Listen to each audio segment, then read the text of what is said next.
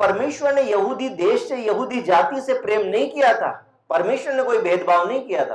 परमेश्वर ने तो एक व्यक्ति को चुना था, लेकिन उस व्यक्ति से एक पूरा देश बन गया, इजराइल देश बन गया, उससे यहूदी जाति बन गई। इसलिए हमको आज जब हम देखते हैं तो हमें ऐसा लगता है कि परमेश्वर शायद भेदभाव करता होगा, लेकिन परमेश्वर भेदभाव नहीं करता। लेकिन एक और, अगर नेगेटिव सेंस में देखें तो एक और भेदभाव बाइबल में नजर आता है। कौन सा भेदभाव नजर आता है? यीशु मसीह ने किसको सबसे ज्यादा डांट लगाई बाइबल के अंदर? फरीसियों को और शास्त्रियों को। क्या फरीसी और शास्त्री होना बुरी बात थी? क्या शास्त्री होना बुरी बात थी? बाइबल के अंदर शास्त्री होना अपने आप में कोई बुरी बात नहीं थी, क्योंकि शास्त्री कौन थे? शास्त्री वो थे जो इस शास्त्र को याद रखते थे और याद करके अगली पीढ़ी को सुनाते थे। पहले लिखने का सिस्टम नहीं होता था। आप लोग याद रखिएगा, ये जो बाइबल आज आपके और मेरे सामने लिखी हुई है, ये पहले से ऐसे नहीं थी। पहले ये ट्रेडिशन होता था कि अपनी बात जो मूसा ने किया, जो मूसा को परमेश्वर ने व्यवस्था दी, ये सारी बातों को कंठस्थ याद करके और शास्त्री अगली पीढ़ी को बताते थे।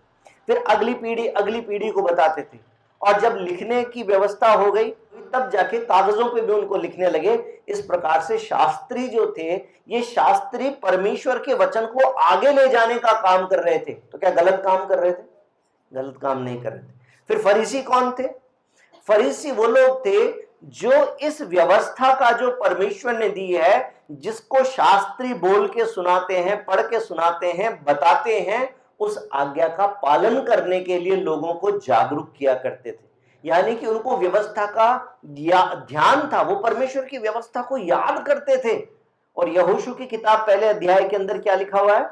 8वें वचन में लिखा है कि व्यवस्था की ये पुस्तक तेरे चित्त से कभी ना उतरने पाए।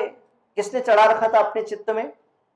परमेश्वर के ऐसे भक्तों ने जो परमेश्वर से प्रेम करते थे, उन्होंने परमेश्वर की व्यवस्था को अपने चित्त में चढ़ा रखा था, ताकि जिनको नहीं मालूम है उनको बता सके। तो क्या फरीसी लोग गलत काम कर रहे थे? वो भी गलत काम नहीं कर रहे थे। फरीसी, शास्त्री, सदूकी, ये सारे के सारे लोग जो हैं परमेश्वर की व्यवस्था के साथ चलने वाले, व्यवस्था को मानने वाले लोग थे। तो फिर परमेश्वर ने ऐसा क्यों कह दिया कि तुम कपट करने वाले लोग हो, तुम पाखंडी हो, मुझसे दूर हो जाओ। यूहन्ना ने बोल दिया, हे सांप के बच्चों, तुमको किसने बता दिया कि तुम आने वाले कोप से मन फिराओ, हैं तुम उससे भागो? किसने बोल दिया तुमको? यीशु मसीह ने उनको बोला, पाखंडी हो, तुम पाखंड मत करो। क्यों बोल दिया? इसलिए बोल दिया क्योंकि जो ज्ञान था, उस ज्ञान के बढ़ने के बाद में वो उस ज्ञान का सिर्फ पालन करने वाले बन गए, लेकिन धीरे धीरे करके उनके अंदर ये भावना आनी बंद हो गई। शुरू में भावना आती होगी, जब व्यवस्था का पालन करते हो शुरू में आती होगी, लेकिन धीरे धीरे करके क्या हो गया? यशायाह की किताब पहले अध्याय के अंदर आइए मेरे साथ में। यशायाह की किताब पहला अध्याय, उसका 11 वचन। यहोवा ये कहता है कि तुम्हारे बहुत से मेल बलि मेरे किस काम के हैं? मैं तो मेढ़ों के होम बलियों से और पाले हुए पशुओं की चर्बी से अघा गया हूं। मैं बछड़ों या भेड़ के बच्चों या बकरों के लहू से प्रसन्न नहीं होता। ये कौन सा परमेश्वर बोल रहा है? ये वही परमेश्वर बोल रहा है जिसने ये व्यवस्था ठहराई थी। अब वो क्या बोल रहा है? मैं इन बातों से प्रसन्न नहीं होता। फिर आगे, तुम जब अपने मुंह मुझे दिखाने के लिए आते हो, तभी कौन चाहता है कि तुम मेरे आंगनों को पांव से रौंदो? इसका मतलब किसका मन करता है कि तुम मेरे सामने भी आओ, तुम मेरे आंगन के अंदर पांव भी रखो? मुझे तो जरूरत ही नहीं कि तुम यहाँ पे शक्ल दिखाओ, क्योंकि तुमने व्यवस्था को अब उसका महत्व खत्म कर दिया है। अब तुम बकरों का लहू लेके आ जाते हो, तुम भेड़ों का लहू लेके आ जाते हो, लेकिन तुम्हारे मन में परमेश्वर के प्रति कोई भी भावना नहीं है। अब तुम परमेश्वर से क्षमा नहीं मांगते हो। आगे, व्यर्थ अन्न बलि फिर मत लाओ। धूप यानी कि वो अगरबत्ती तुम लगाते हो, उससे मुझे घृणा है। तुम महासभा में भी शामिल हो जाते हो, उसके बाद में तुम अनर्थ के काम भी करते रहते हो, तुमको कोई मतलब नहीं है। तो परमेश्वर कहता है कि ये मुझसे सहा नहीं जाता। परमेश्वर कह रहा है मैं उनको सहते सहते, किसको? तुम्हारे बलिदानों को सहते सहते मैं उकता गया हूं, परेशान हो गया हूं, थक गया हूं मैं तुम्हारे बलिदानों से। तब फिर क्या हो गया? परमेश्वर कहता है मुझे जरूरत नहीं। तुम महासभा में आते हो, मुझे तुम्हारी शक्ल ही देखना पसंद नहीं। कहीं परमेश्वर हम में से किसी एक के बारे में ऐसा ना बोल दे कि तुम जब कलीसिया में आते हो मुझे तुम्हारी शक्ल देखना पसंद नहीं है। कब बोल सकता परमेश्वर? जब कलीसिया में आना हमारे लिए एक रीति रिवाज बन जाएगा। हम पास्टर साहब के सामने अपनी अटेंडेंस लगवाने के लिए आएंगे, हम परमेश्वर के सामने अपनी अटेंडेंस लगवाने के लिए आएंगे। प्रभु देख लो, मैं धर्मी हूं, मैं आता हूं हर संडे को। वो भाई नहीं आता, वो बहन नहीं आती, और फिर हम क्या करें? दूसरों के बारे में नीचे करके सोचने लगे, वो तो ऐसा ही है, मैं तो अच्छा विश्वासी हूं। मैं बता देता हूं, जिस दिन हमारे जीवन में ये भावना आ जाती है ना, उस दिन से उल्टी गिनती शुरू हो गई, क्योंकि हम भी फिर क्या बन गए? फिर हम फरीसी बन गए। उसके अलावा नए नियम में आप एक घटना जानते हैं, लूका की किताब 10 अध्याय के अंदर एक घटना है। कौन सी घटना है? यीशु मसीह शहर में आ गए और दो बहनें थी। उन्होंने बोला कि प्रभु हमारे घर में आओ। किसने बुलाया था? मार्था ने बुलाया था। जब मार्था ने बुलाया तो उसने सबसे पहले क्या किया? प्रभु के बैठने का अच्छा इंतजाम कर दिया। अब सारे लोग बैठ गए। उसके बाद वो कहाँ चली गई? किचन में चली गई, क्योंकि मेहमान आए। अभी अपने घर में मेहमान आ जाए तो कौन उठ के जाते किचन में? घर की लेडी चली जाती है। तो क्या मार्था का किचन में चले जाना, रसोई में चले जाना, खाना बनाना क्या गलत था? गलत नहीं था। लेकिन क्योंकि मार्था आकर शिकायत करने लगी कि प्रभु देखो, मैं तो आपकी सेवा का अच्छा काम कर रही हूं, आप अपने बाकी चेलों के साथ में आए हो तो मैं आपकी सेवा कर रही हूं, परंतु ये मरियम जो है ये निठल्ली बैठी है यहां पर, ये चिपक के बैठ गई है आपके यहां पे। आपको दिखाई नहीं दे रहा कि ये मेरी सहायता नहीं कर रही? अब प्रभु ने क्या बोला? मार्था, ओ मार्था, तू बहुत बातों की चिंता करती है, लेकिन अच्छा भाग कौन सा है? अच्छा भाग ये है जो मरियम ने चुन लिया है परमेश्वर की उपस्थिति में बैठने का। ये इससे कभी छीना नहीं जा सकता। तुम सेवा मत करो, कोई बात नहीं, तुम खाना मत बनाओ, तो 5000 लोगों को खाना खिलाने वाला परमेश्वर क्या मेहमानों को खाना नहीं खिला पाएगा? शायद बाइबल के अंदर एक और आश्चर्य कर्म होता। शायद मार्था में कमी कुछ नहीं थी, उसके विश्वास में कमी नहीं थी, परंतु जो वो कर रही थी उसके अंदर परमेश्वर का प्रेम खो गया, आपस का प्रेम खो गया। इसलिए प्रभु ने बोला कि मार्था, वो मार्था तो बहुत बातों की चिंता करती है। इसलिए मैंने कहा कि यदि कलीसिया में हम कहीं एक दूसरे के अंदर कमी खोजने लगे कि मैं तो अच्छा विश्वासी हूं, मैं तो प्रार्थना करता हूं, मैं तो उपवास करता हूं, मैं तो लंबी प्रार्थना करता हूं, मैं तो बाइबल पढ़ता हूं, पर वो भाई नहीं आता, वो बहन नहीं आती, वो तो बिगड़ गए, वो तो खराब हो गए, उनको कोई मतलब नहीं है। जब हम ऐसा बोलने लगते हैं तो फिर हम फरीसी बन गए। भजन संहिता 12 के अंदर भजन का जो लिखने वाला है वो क्या बोलता है? देखिए, भजन संहिता 12 के अंदर वो लिखता है, हे परमेश्वर बचा ले, क्योंकि एक भी भक्त नहीं रहा, मनुष्यों में से विश्वास योग्य लोग मर मिटे हैं। प्रत्येक मनुष्य अपने पड़ोसी से झूठी बातें कहता है, वह चापलूसी के होठों से दो रंगी बातें करते हैं।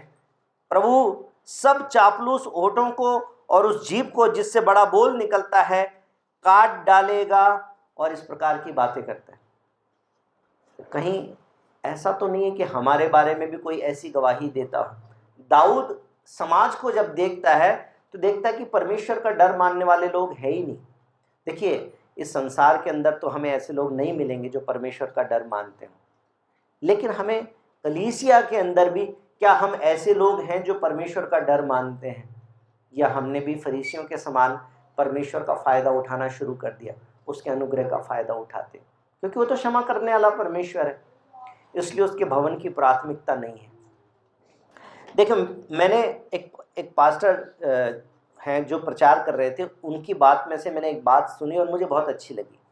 उन्होंने कहा कि आप में और मुझ में 100 कमी हो सकती है, क्योंकि हम में से कोई भी सिद्ध नहीं है, ये बात सच है, लेकिन हमारे अंदर एक खूबी होनी चाहिए। कौन सी?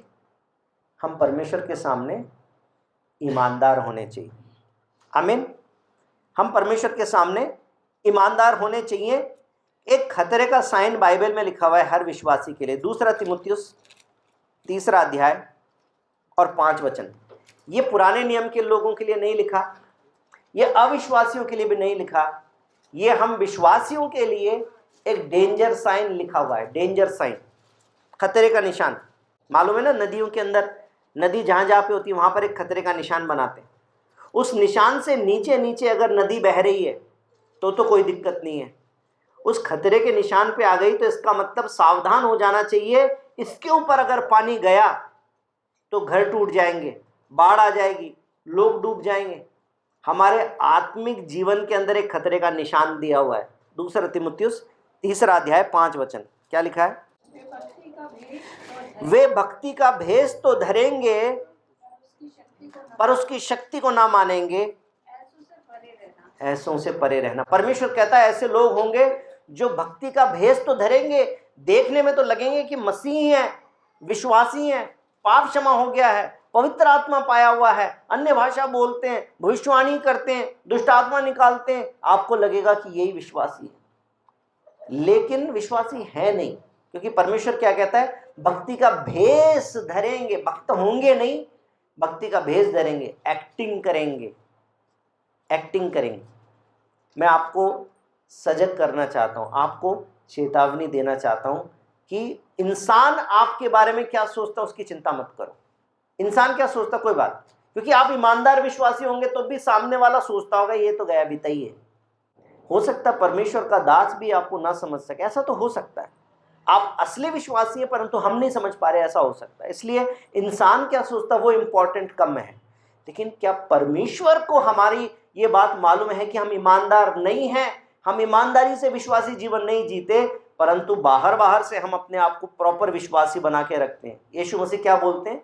तुम चूना पुती हुई दीवार हो, जो अंदर से खोखली है परंतु बाहर से चूना पूत के तुमने ऐसे बना दिया कि यो हो ये तो बहुत बढ़िया नई दीवार है। परमेश्वर की दृष्टि में हम क्या हैं? यूहन्ना की किताब 10 अध्याय और उसके 26-27 वचन के अंदर प्रभु यीशु मसीह ने एक बात बोली थी, मेरी भेड़ें मेरा शब्द सुनती हैं, मैं उन्हें जानता हूं, वो मेरे पीछे पीछे चलती हैं। हम क्या परमेश्वर की वो भेड़ हैं जो परमेश्वर की आवाज को दिन प्रतिदिन सुनती है? और सिर्फ सुनती नहीं है, यहां पर प्रभु यीशु मसीह ने ये सिर्फ ये नहीं कहा कि वो सुनती है, लिखा है कि वो मेरी भेड़ें मेरा शब्द सुनती हैं और वे मेरे पीछे पीछे भी चलती हैं। प्रभु यीशु मसीह की बातों को जानना और फिर उसके अनुसार जीवन जीना, ये एक ईमानदार विश्वासी का जीवन है। परमेश्वर हमसे यही एक्सपेक्ट करता है। आप उपवास करें, प्रभु का धन्यवाद हो। आज हमने मिलकर उपवास किया कलीसिया के रूप में, परमेश्वर का धन्यवाद हो। लेकिन अगर आपको डायबिटीज है, डॉक्टर बोलते हैं भूखे नहीं रहना, इंसुलिन की जरूरत पड़ जाएगी, इंजेक्शन लगाना पड़ जाएगा, आप उपवास नहीं कर सकते, कोई फर्क नहीं पड़ेगा। अगर आप उपवास नहीं कर सकते तो कोई फर्क नहीं पड़ेगा। अब ऐसे मत बोलना ब्रिजेश भैया ने कहा था उपवास की कोई जरूरत नहीं, कोई फर्क नहीं पड़ेगा। मैंने कहा कि अगर डायबिटीज है, यानी कि आपकी परिस्थिति ऐसी है कि आप उपवास नहीं कर सकते, है ना।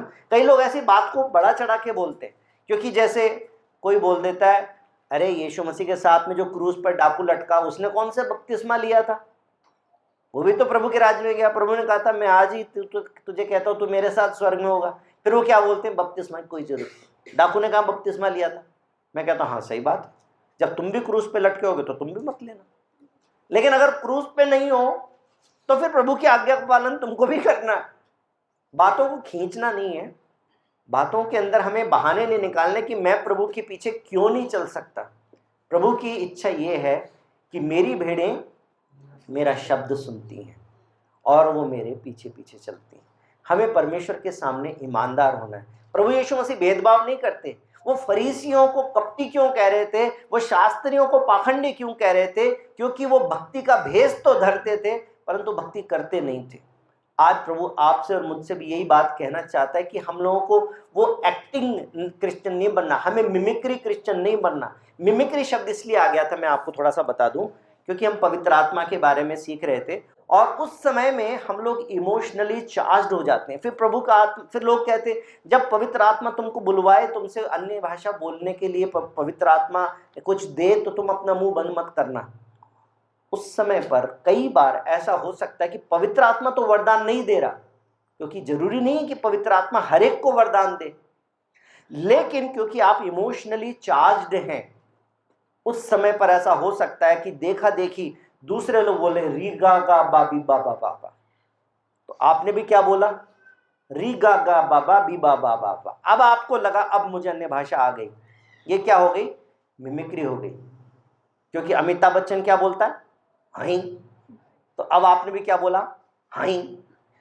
तो अब आपको लगा कि मैं अमिताभ बच्चन बन गया। आप अमिताभ बच्चन नहीं बने, आप उसके मिमिक्री आर्टिस्ट बन गए। आप बिल्कुल 100% वैसी कॉपी करके वैसी आवाज निकाल देंगे अमिताभ बच्चन के जैसी, तो भी आपको अमिताभ बच्चन नहीं कहा जाएगा। आपको क्या कहा जाएगा, अमिताभ बच्चन के मिमिक्री आर्टिस्ट। सबसे अच्छी मिमिक्री करता है लेकिन अमिताभ बच्चन नहीं है। उसी प्रकार से एक अच्छे अन्य भाषा बोलने वाले विश्वासी की कॉपी कर लेंगे तो दुनिया आपको समझेगी कि बहुत अच्छा विश्वासी है, ऐसा हो सकता है। लेकिन परमेश्वर क्या बोलेगा, ये मिमिक्री आर्टिस्ट है। हमें मिमिक्री आर्टिस्ट नहीं बनना। हम विश्वासी है ना, हमको पहचान होनी चाहिए कि हम इमोशन फील्ड एनवायरनमेंट में बैठे हैं, या हम म्यूजिक फील्ड एनवायरनमेंट में बैठे हैं, या हम स्पिरिट फील्ड एनवायरनमेंट में बैठे हैं। स्पिरिट फील्ड होने का मतलब म्यूजिक फील्ड नहीं होता, इमोशन फील्ड नहीं होता। हमें पहचान आनी चाहिए। हमें किसकी आवाज को सुनना, म्यूजिक की आवाज को। मेरी भेड़े म्यूजिक की आवाज को सुनती है, ऐसा लिखा है। मेरी भेड़े भावनाओं की आवाज को सुनती है, ऐसा लिखा है। मेरी भेड़े मेरा शब्द सुनती हैं और वो मेरे पीछे चलती हैं। हमें मिमिक्री आर्टिस्ट नहीं बनना, हमें एक्टिंग नहीं करनी, हमें ईमानदार बनना है। हमें बोले यीशु मसीह की